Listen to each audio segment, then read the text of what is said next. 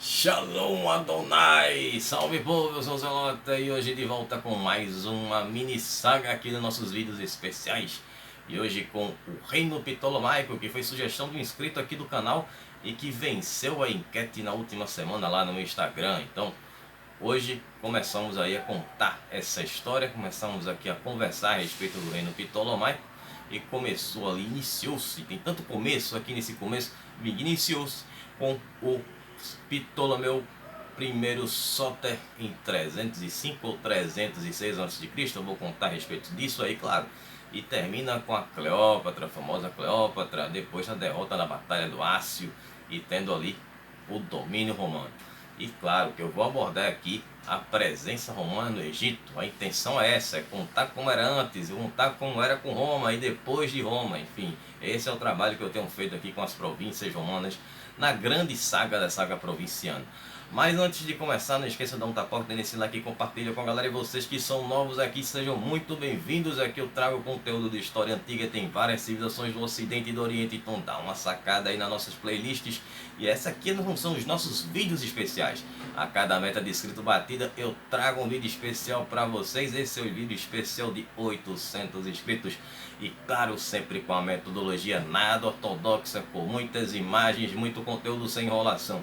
E também, mais uma coisa, me sigam no Instagram, @zelota, onde lá vocês podem participar das enquetes, podem dar sugestões, acompanhar sempre que os vídeos saem, eu posto as capas e também tem o meu quadro Curta com Zelota, onde eu trago um resumo aqui dos vídeos e faço conteúdo extra também para vocês. Então, segue lá para ficar por dentro de tudo. Vídeo todas as quartas às 20 horas e sábado às 14 horas. Estou quase me enrolando falando feito locutor aqui de jogo de futebol pelo rádio.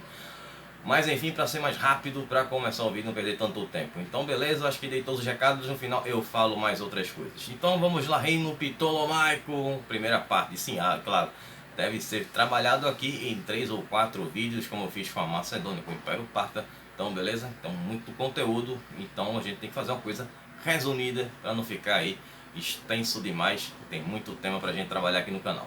Então agora, sem mais delongas, vamos iniciar aqui a história do Reino Ptolomaico. Bom, o Reino Ptolomaico, ele era um reino helenístico, o heleno, que vai ser baseado no Egito. Ele era governado pela dinastia Ptolomaica, que vai iniciar em 305 a.C.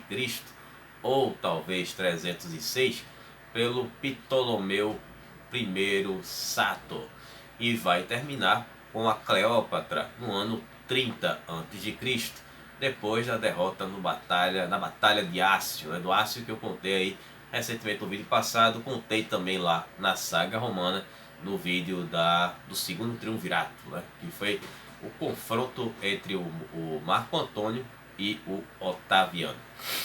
Bom, o território do Reino Ptolomaico, ele vai ali do sul da Síria até o sul da Núbia. Era um território muito grande. Alexandria era a capital desse novo reino e ficava lá no Egito.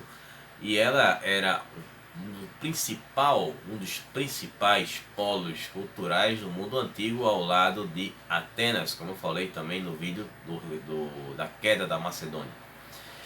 E também era um polo comercial para os gregos. O que aconteceu foi o seguinte: nesse período da dinastia Ptolomaica, os Ptolomeus, eles, para conquistar a simpatia dos nativos egípcios, eles passaram a se intitular como faraós, para manter aquela tradição, mesmo eles não tendo ligação, sendo de origem helena. E eles começaram a adotar costumes egípcios, como as vestimentas, a questão cultural, inclusive a tradição do casamento entre irmãos, que era uma coisa que vinha ali do Egito desde os primórdios, que era de evitar a mistura do sangue, o sangue tem que se manter puro. Então eles vão fazer essa mesma tradição de irmãos se casando. Claro que aí os filhos sempre nasceriam aí através de uma relação incestuosa, teriam ali problemas e vão acontecer em alguns desses personagens que veremos aqui entre esses reis Ptolomeus. Bom, agora toda a história, claro, começa com Alexandre o Grande, que foi ali o grande conquistador da antiguidade e que ele havia chegado ao Egito no ano de 332 a.C. E o Egito estava sendo ocupado pelo Império Aquemênida, como eu falei aqui, era o antigo Império Persa. Alexandre ele consegue derrotar os persas e toma o Egito. E lá ele conquista o Egito, mas ele mantém a questão religiosa e cultural porque ele respeitava muito a cultura e a religião egípcia. Mas mesmo assim, para os cargos públicos ele coloca macedônicos. Ele prefere ali seus homens de confiança, seus compatriotas, para assumir esses cargos públicos e para serem governantes das cidades do Egito. Alexandre ele vai fundar a cidade de Alexandria, que vai se tornar a nova capital do Egito. Como Alexandre ele era meio narcisista, né? Só um pouquinho, né? Coloca aí uma cidade com o seu nome, homenageando a si próprio. E claro que vocês conhecem a história aí da Biblioteca de Alexandria, né? Quando eu mencionei aqui os polos culturais do mundo antigo, que foi incendiada, dizem que tenha sido aí de forma criminal, né? Como será que foi isso? Será que nós vamos descobrir aqui nessa saga? Vamos ver. E aí aconteceu o seguinte, Alexandre ele tinha em mente, né, a sua campanha contra os persas. Ele queria continuar lutando contra os persas e conquistar o restante do Império Persa. Com a conquista do Egito, ele agora vai ter condições financeiras de bancar uma nova campanha contra os persas. E aí em 331 ele vai partir para a Fenícia com as suas tropas para não voltar nunca mais. Ele havia deixado no governo provisoriamente Cleómenes, que era seu homem de confiança, como um sátrapa, né? Um sátrapa que seria tipo um governador para o Egito. E aí, como eu disse, ele não retornou mais ao Egito porque ele morreu em 323 a.C. na Babilônia. E aí começou a briga pela sucessão do Império de Alexandre. Então ele tinha um homem de confiança que ficou responsável pelo seu império, que era o Perdicas, que ele estava como regente no Egito e que acaba ficando também como regente desse império do Alexandre. Alexandre ele tinha ali, na verdade, dois parentes ainda vivos e poderiam assumir ali o seu império. Só que a questão era o seguinte, né? Eu já mencionei aqui no vídeo da saga que eu fiz sobre a Grécia, na playlist da Grécia, eu fui questionado porque eu disse que Alexandre não deixou herdeiros e continuo falando que ele não deixou herdeiros. Existia sim um filho e tinha um meio-irmão do Alexandre. Então ele tinha um meio-irmão que se chamava Arrideu. Só que esse meio-irmão dele, a história era o seguinte: ele era filho do Filipe II da Macedônia com uma cortesã. E ele nasceu e tinha problemas psicológicos. Então ele não era um rapaz equilibrado. Já o filho de Alexandre, que era o Alexandre IV da Macedônia, era filho dele com a Roxana. E ele vai nascer após a morte do Alexandre. Voltando para o Arrideu, ele vai vir a se chamar Filipe III da Macedônia. Só que era o seguinte, quem governava de fato esse império era o Perdicas. Ele é que estava ali como um regente não só do meio-irmão do Alexandre, como também do filho dele, do Alexandre IV da Macedônia. E aí era o seguinte, o menino ele não era bem visto pelos macedônios, pela população, por esses homens que lutaram com Alexandre, pelo fato dele ser mestiço. ele era meio babilônio, meio persa. Era o caso meio macedônio e meio persa. E aí eles resolveram matar o garoto e a mãe dele, a Roxana, para dividir o império entre eles. E aí que vamos ter essas disputas que acontecerão. O Perdicas, que comandava tudo ali, ele escolheu os sátrapas e governariam ali esses territórios do Império do Alexandre. Aí Ptolomeu, que era próximo de Alexandre, foi escolhido como o sátrapa do Egito em 323 a.C. E aí Ptolomeu, ele percebeu que aquele Império de Alexandre estava se desmanchando, estava todo mundo brigando pelos territórios, cada um querendo ficar com uma parte, querendo fundar seus próprios reinos.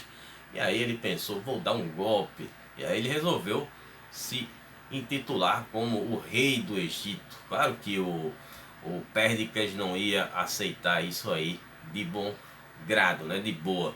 O Perdicas, ele era considerado até certo ponto manipulador, era um cara que ele fazia as coisas porque o Filipe III, como eu já disse, ele não tinha condições de fazer nada, ele tinha aqueles problemas dele psicológicos, e aí ele que mandava fazer as coisas e dizia que foi o Filipe III que tinha feito. Como por exemplo, ele pegou vários adversários dele, levou até o salão onde estava o Filipe III e executou todos os adversários na frente do rapaz e disse que foi o rapaz que mandou matar aqueles homens. Então esse era o tipo de manipulação que ele fazia. E aí Ptolomeu, claro, ele havia se intitulado ali agora como governante do Egito, não ficaria tranquilo ali, porque o Perdicas tentou ali invadir o Egito em 321 e acaba não conseguindo, né? O Ptolomeu, ele consegue se defender o seu território. Ele acaba se consolidando, né? Conquistando territórios vizinhos do Egito, e ali as guerras dos Diádocos, que vai durar de 322 a 301, que foram ao todo 4 guerras entre os generais de Alexandre, quando vai acontecer essa partilha do império, ele vai se tornar o rei do Egito, né, oficialmente em 305 a.C. Dizem que é 306 porque tem uma confusão com relação ao calendário, né, o calendário egípcio e o calendário macedônico. Então, por isso, eles falam aí, existe essa imprecisão entre o ano 305 e 306. E aí ele se auto-intitula como Ptolomeu I Soter, que significa Salvador. E aí o Ptolomeu, ele vai dar início a essa dinastia ptolomaica que vai durar por volta de 300 anos, quase 300 anos. Todos os reis do reino ptolomaico vão se chamar Ptolomeu, né? Todos esses reis. As rainhas e as princesas se chamarão Cleópatra, Berenice ou Arsinoe. Então são esses nomes que as mulheres dessa dinastia adotarão. E aí, durante essa dinastia ptolomaica, pelo menos assim no primeiro século, as tradições egípcias elas foram mantidas, mas aos poucos a cultura helenística foi sendo introduzida no Egito. E aí isso já no segundo século aí do reino ptolomaico. Então teremos ali a liberação do casamento misto, né, o casamento entre gregos e egípcios, que passa ali a ser permitido, formando uma nova classe, né, desses gregos egípcios, e eles eram educados com as duas culturas, tanto com a cultura grega como a cultura helena. Os gregos puros, esses tinham uma posição social diferente. Eles eram considerados a elite, eles eram os privilegiados do Egito ptolomaico. E aí os veteranos macedônicos, os grandes guerreiros macedônicos que lutaram, receberam ali terras no Egito para cultivar, coisa que os romanos também vão repetir com seus veteranos de guerra, os legionários, e se aposentavam, eles ganhavam aí também um pedaço de terra para cultivar no imenso e vasto Império Romano. Bom, e o Alto Egito, por ele ser mais afastado ele sofreu menos influência dessa cultura helena.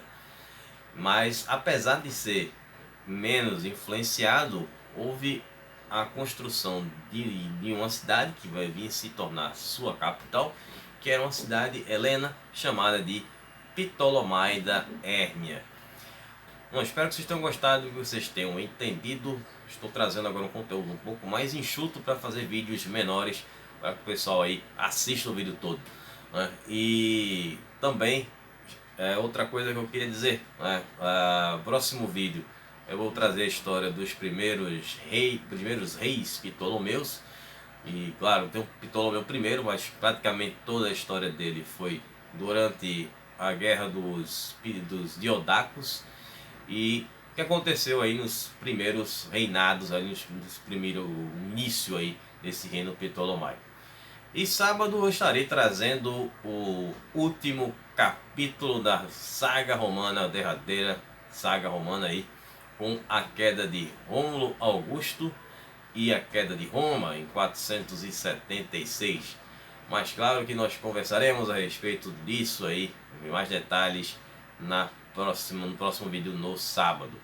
Então retornarei com a segunda parte deste vídeo na quarta-feira que vem. Então sábado a gente se vê. Amanhã tem Curta com o Zelota lá no Instagram, então fica ligado lá. E voltarei no sábado com Rômulo Augusto. Então um abraço, Zelota. Falou, pessoal.